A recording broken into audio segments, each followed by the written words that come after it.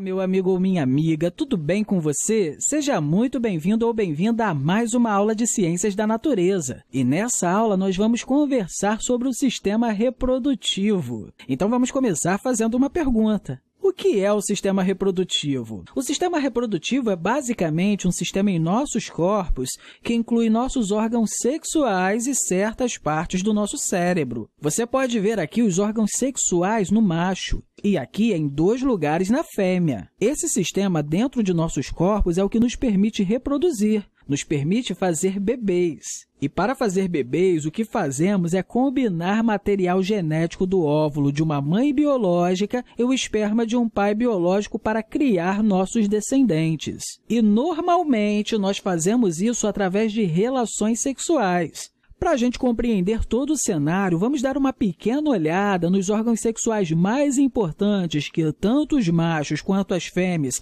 têm em seus sistemas reprodutivos. Bem, se tratando dos machos, nós temos aqui os testículos, e essas são as estruturas mais importantes, porque basicamente toda a estrutura do sistema reprodutor de um macho se ordena em torno dos testículos. E são os testículos que produzem a sua contribuição para o bebê. Eles fazem pequenas células móveis que carregam o material genético do macho até uma fêmea, para que esse material seja fundido com o material genético da fêmea e assim causar uma gravidez. Essas pequenas células móveis é o que nós chamamos de espermatozoide. Outro órgão masculino muito importante é o pênis. O pênis é utilizado para entregar o esperma dentro do parceiro feminino e, assim, aumentar a chance dele encontrar o óvulo. Enfim, esses são os principais órgãos masculinos. Agora vamos observar o lado feminino. Um dos principais órgãos é o ovário, e no caso temos dois, assim como os machos têm dois testículos. E, de fato, os ovários e testículos são homólogos. Eles vieram do mesmo precursor quando nós estamos falando da etapa de desenvolvimento. Agora, os ovários são responsáveis por produzir a contribuição genética da fêmea para um bebê, que, nesse caso, é o óvulo.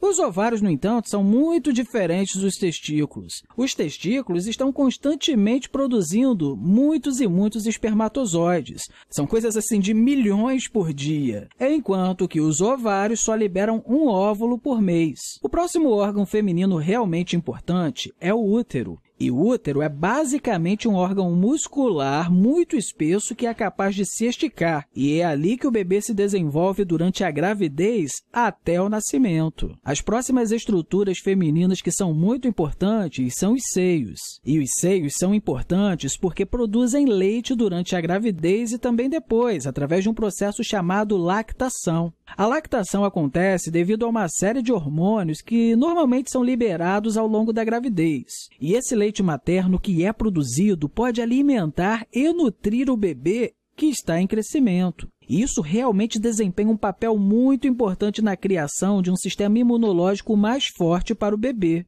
Enfim, nós vimos aqui algumas das principais estruturas de ambos os sistemas reprodutivos, tanto masculino quanto feminino. Mas o sistema reprodutivo é formado apenas por essas estruturas?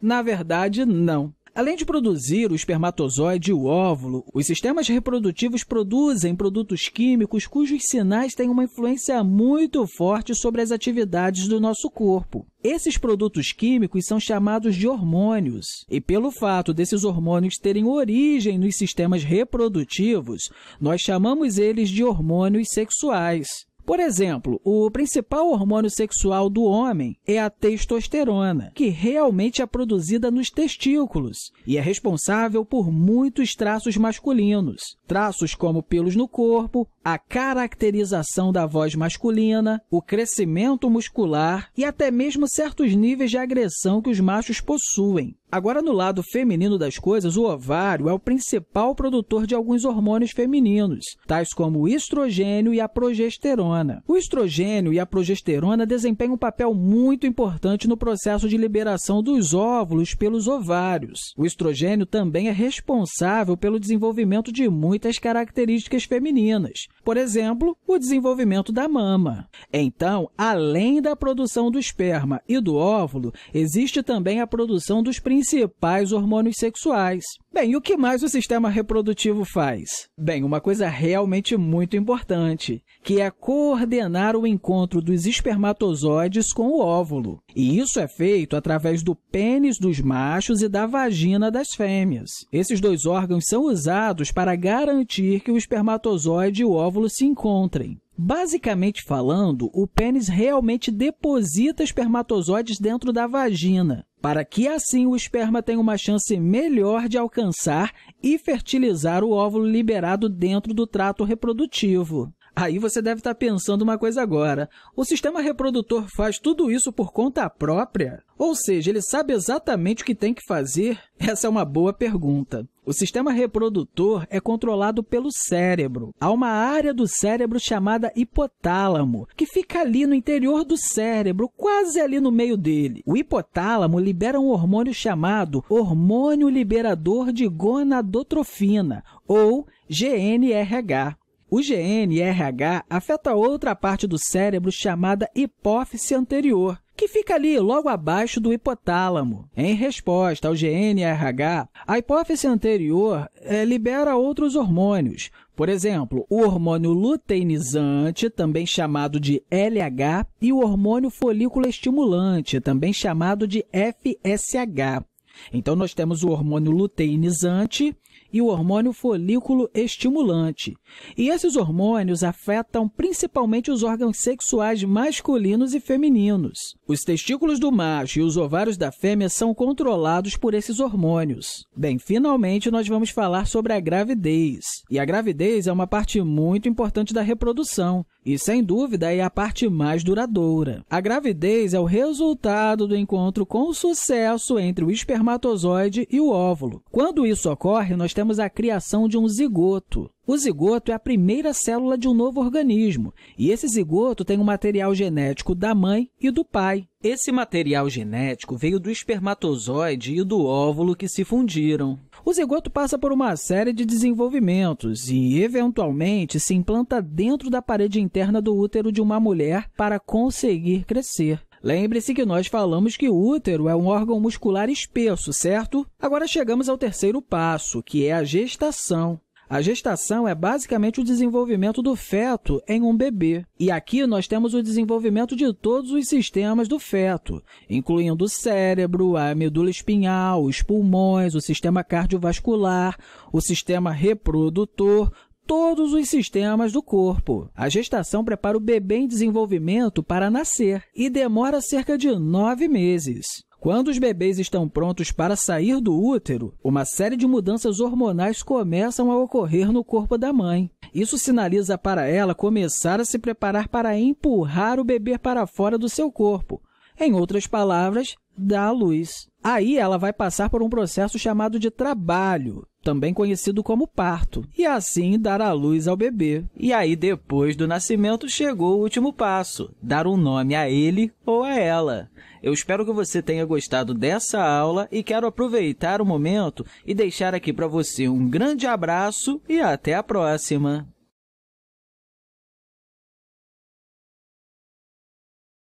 Existem os gêmeos idênticos, que um é igualzinho ao outro, e os gêmeos que cada um é fisicamente do seu jeito. Inclusive pode ser um menino e uma menina. E não vamos esquecer que em ambos os casos pode ser até mais de 2, né? Trigêmeos, quatrigêmeos, quíntuplos, sextuplos. Mas o que acontece de diferente na hora da formação desses bebês para eles serem gêmeos idênticos, ou também chamados de univitelinos, ou gêmeos diferentes, os bivitelinos?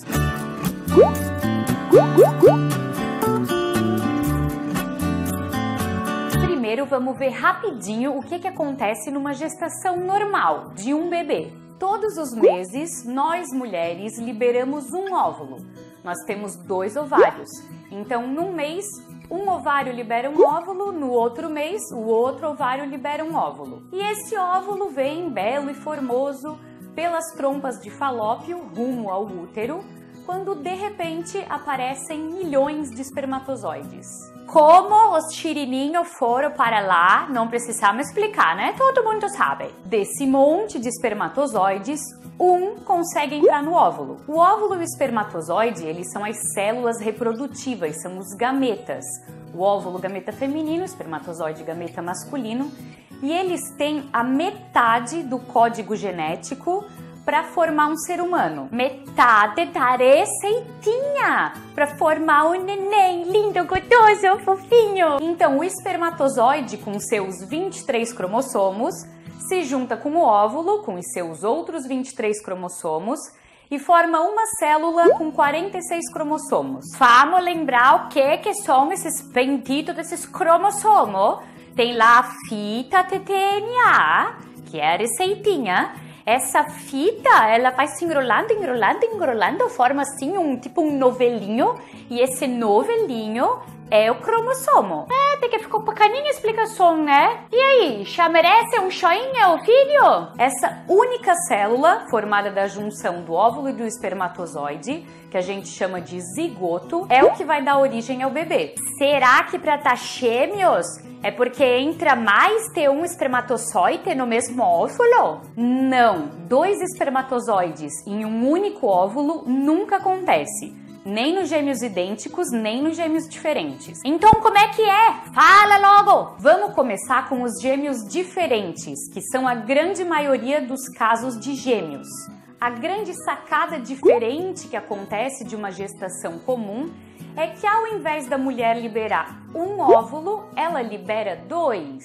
Ou 3, ou 4, ou 5. E aí, cada um desses óvulos vai ser fecundado por um espermatozoide diferente. Os gêmeos diferentes nada mais são do que irmãos, normal, que acabaram sendo gestados ao mesmo tempo. E nos gêmeos idênticos, o que acontece? Já nos gêmeos idênticos, a gestação começa como naquele caso mais comum. O ovário libera um óvulo, que encontra um espermatozoide, que formam aquela única célula, o zigoto, de 46 cromossomos. E essa célula começa a se multiplicar. Mas, porém, contudo, entretanto, no entanto, em algum momento dessa multiplicação, esse aglomeradinho de células sofre uma separação. E cada uma dessas partes formada pela separação dá origem a um bebê. Mas percebeu? Esses bebês vieram daquele mesmo zigoto, daqueles mesmos 46 cromossomos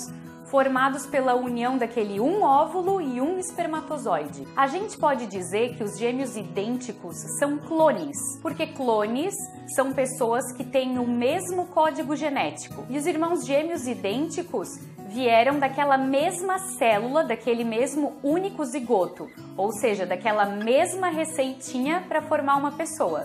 Vamos fazer um resumão e sanar algumas curiosidades. Os gêmeos diferentes acontecem por causa da liberação de mais de um óvulo no mesmo ciclo menstrual.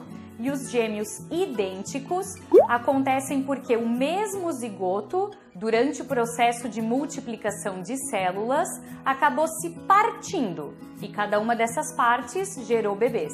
E aquelas palavrinhas meio complicadas, porém mais científicas para distinguir os tipos de gêmeos? Univitelinos e bivitelinos. Univitelinos são os gêmeos idênticos. Uni vem de um e vitelinos vem de vitelo. Vitelo é uma substância nutritiva que fica dentro do óvulo para ajudar a nutrir aquelas primeiras multiplicações de células, o comecinho da vida ali do embrião. Então, como os gêmeos idênticos vieram daquela única junção do mesmo óvulo e do mesmo espermatozoide, só tinha um vitelo envolvido ali naquela situação. Os gêmeos diferentes são os bivitelinos. Tinha mais de um vitelo, né? Porque vieram de óvulos diferentes. Outras palavrinhas é monozigótico e dizigótico. Monozigótico são os idênticos, mono de um. E zigóticos de zigoto. Os gêmeos idênticos vieram daquele mesmo zigoto. Os gêmeos diferentes, os dizigóticos, de dois, vieram de mais de um zigoto. Uma grande dúvida de muita gente: ter gêmeos é hereditário? Depende. Os gêmeos idênticos não é nada hereditário, porque é um acaso.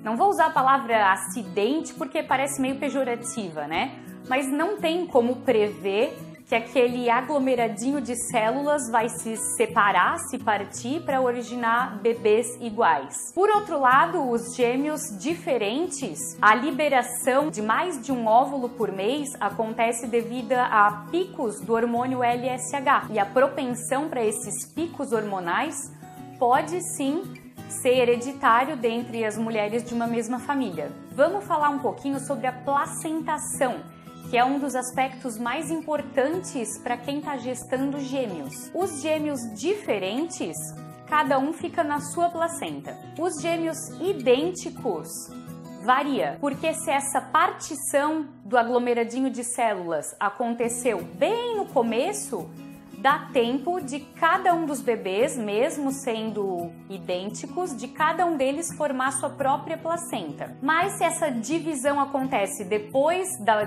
placentação já ter sido iniciada, ficam os dois bebês dentro da mesma placenta.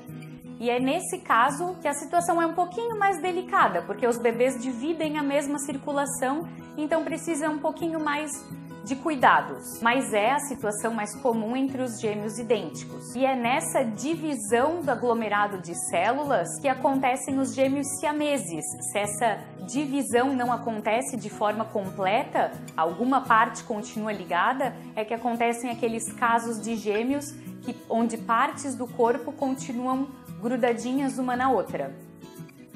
Não sei se eu ia gostar de ter outra pessoa no mundo com a minha cara. Por um lado era legal, né? Por outro não. Ah, não sei.